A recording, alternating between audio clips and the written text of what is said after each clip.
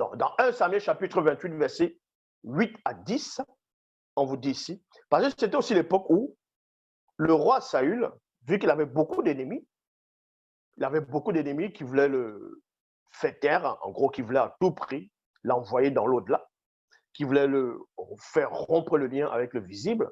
Donc, il n'avait plus de guide, il n'avait plus, Moutate dit, l'entité qui guide, qui intronise les initiés, ne lui guidait plus, donc ne lui parlait ni pas des visions, ni pas des songes, bref, ne s'adressait plus à lui, ni pas un prophète.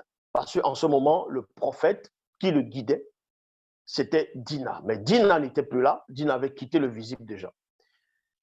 Donc, il voulait néanmoins la vie du Moutatedi, il ne savait pas quoi faire. Maintenant, à un moment donné, il va réfléchir de lui-même, il va penser, dans sa méditation, il va se souvenir que, en tant que roi, il a eu à chasser les médiums, il a eu à chasser les pratiquants des sciences occultes, c'est-à-dire communément appelés nécromanciens.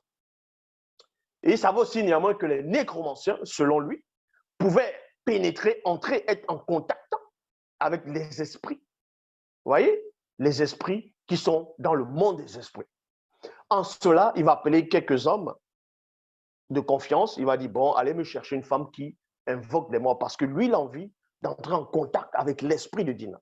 Parce que le roi, ici, dans son désespoir, il va quand même, son comportement va, on va dire son comportement aussi, c'est une sorte d'enseignement. Quel enseignement? Pour vous montrer que, à cette époque, même le roi, les gens savaient néanmoins que quand un homme qui marche selon le verbe de l'Oba, quelqu'un qui marche selon les préceptes, les ordonnances, les lois, meurt, il n'est pas réellement mort. Puisqu'il y a quelque chose qui va rester en vie. Et lui, il était informé de ça, parce qu'il était initié dans ça. Parmi le peuple, que tu sois initié, non initié, gracié, ou bien non initié tout court, tous le savaient. Que quand tu es une bonne personne, quand tu es connu selon le grand ordre des choses, dès que tu quittes le plan visible, c'est-à-dire dès que tu meurs, même si ton corps physique, on l'enterre, de l'autre côté, tu vas être conscient.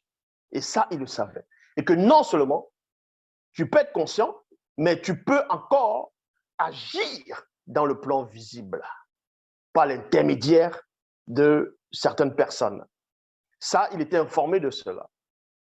C'est en cela où il sait que quand Dina était vivant, donc le prophète Samuel était vivant, il pouvait facilement aller le voir physiquement. Mais vu qu'il est mort physiquement, il sait néanmoins qu'il est vivant quelque part. Mais sauf que le roi Nyongui ne connaissait pas l'endroit. Il ne connaissait pas le chemin. Il n'avait pas la fréquence qui mène dans le lieu où se trouvait Dina. Il savait néanmoins que Dina est là, quelque part, dans l'au-delà, dans le monde invisible, dans le monde des esprits supérieurs. Mais il ne savait pas, comme j'ai dit, quelle fréquence il va ouvrir pour pouvoir être en contact avec Dina.